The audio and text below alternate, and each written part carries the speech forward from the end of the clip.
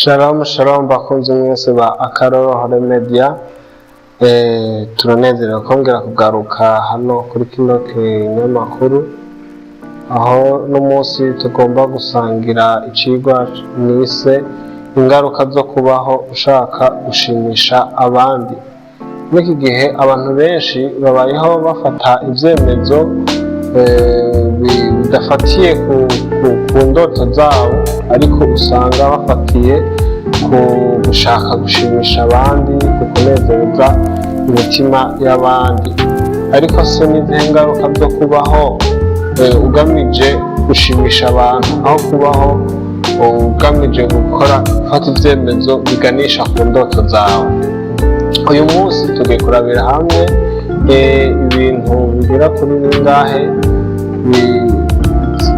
vy'ingaruka umuntu agira iyo ashatse gushimisha abandi. Icambere ni kubaho ushaka gushimisha abandi bituma utakaza uwo uriwe, ico bita mu Faransa identité. Kubaho ushaka kenshi gushimisha abantu bituma wibagira wowe uwo uriwe, hanyuma ugasanga ukurahindura imyitwarire, imyambaro canke imigambi yawe ukaja kuyihindura, kuko ushaka gufatira kuco abantu bashaka kugira ngo ubashimishe, ariko bitandukanye n'indoto zawe canke icaguteye gutangura uwo mugambi.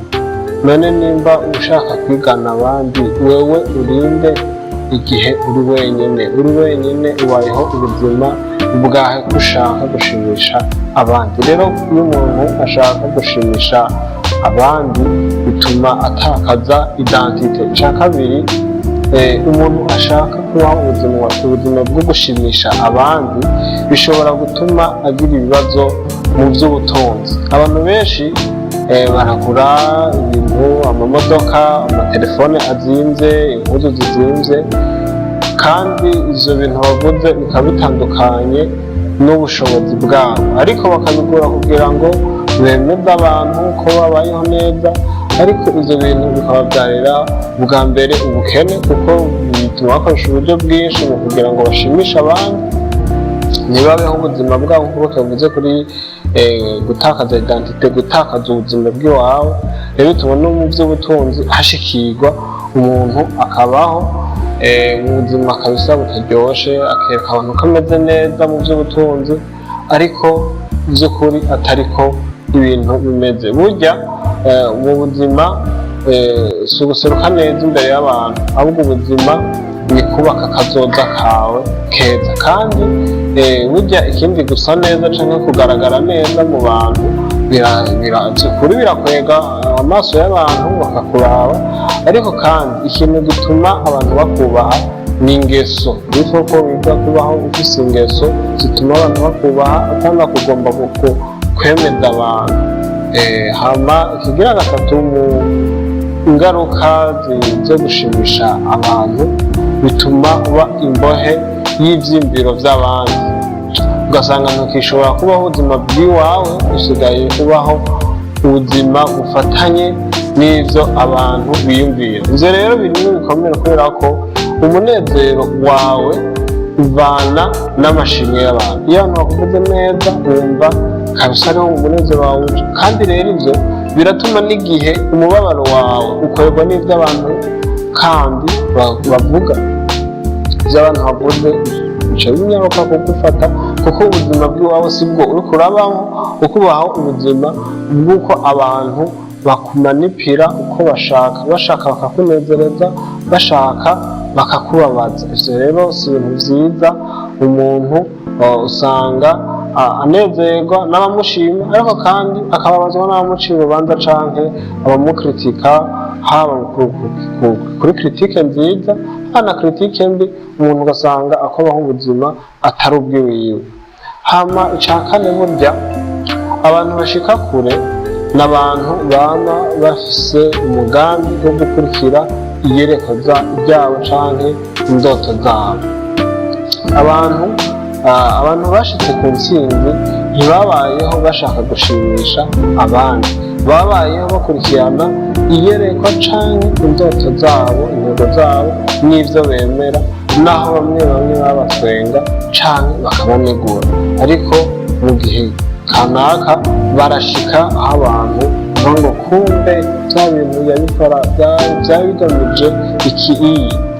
None ni gute umuntu yamaze kubaho ubwo buzima bwo gushaka gushimisha abandi, ugasanga ukubaho ubuzima bwo gushaka gushimisha abantu usigaye utakiri uwo wategerezwa kuba, ndetse n'ivy'ubutunzi bwawe ntibicifashe neza, kandi usanga ataho uragera kubera ko urajuragirika. Iyo abantu bakuvuze neza ukavansa gato, iyo bakuvuze nabi nubwo kuvugwa neza ari gake mu isi, bavuze nabi gace usanga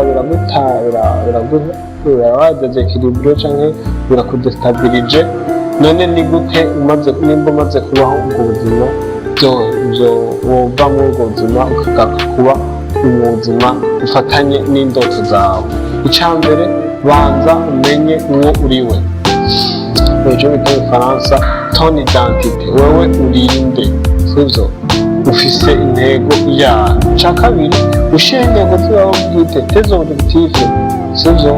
Ugire amabitife y'iwawe, hano kugendera ku mabitife y'ivyiyumviro vy'abantu. Ni vyiza guhanuza abantu, ariko ntukabe imbohe y'ivyiyumviro vy'abantu canke intego z'abantu aho tugenderaho gusumba iyerekwa ryawe.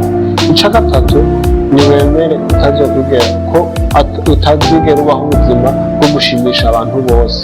Ntuzigera ubaho wakora neza gute, ntuzigera ubaho aho ushimisha abantu 100%. Iga kubaho ubuzima bw'iwawe. Ica kane ni kwiyubakira icizere, cyo mu Gifaransa bita créer la confiance en soi. Muri wewe ugakreya icizere, ukizera mu vy'uko urakora, ntubeho ujuragizwa n'ivyo abantu bariko bakuvugako. Icanyuma, kora ibintu bifise akamaro, aho gukora ibintu bigamije gushimisha abantu. Nibyo gukora ibintu bifise akamaro, bifise intego kanaka bizogushikanako. Upana gukora ikintu ngo ikingira abantu bagishima, abantu bagishima. Kora ibintu biguha amahoro, kora ibintu uhamagarirwa, kandi ubikore neza, wigirire icizere, ushinga amabitife yawe, kandi umenye identité yawe, umenye uriwe. Nimba uri mugufi ubitahure uko uri mugufi, nimba uri inzobe, nimba wirabura, bitwara uko ubitahure uko, hama umenye uriwe, umenye karaktere yawe. Ico ni icigwa cagutse tuvuga identité. Nshuti yanje, ntukabeho ubuzima bwo gushaka gushimisha abantu.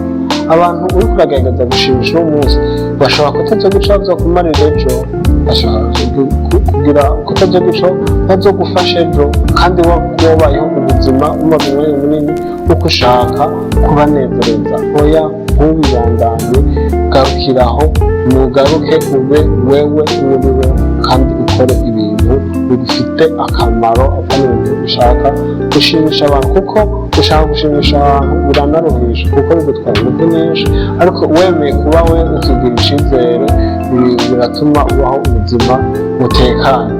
Hama kubaho ushaka gushimisha abandi ni ibintu bizana umubabaro nk'uko neza bivuze, ariko kubaho ukurikira iyerekwa ryawe ni inzira iganisha ku ntsinzi. Mwari kumwe na Eroge Shimwe hano kuri Mboneshakure Akarorero Media. Icivugo cacu ni kumenyesha, guhimiriza no guhindura ubuzima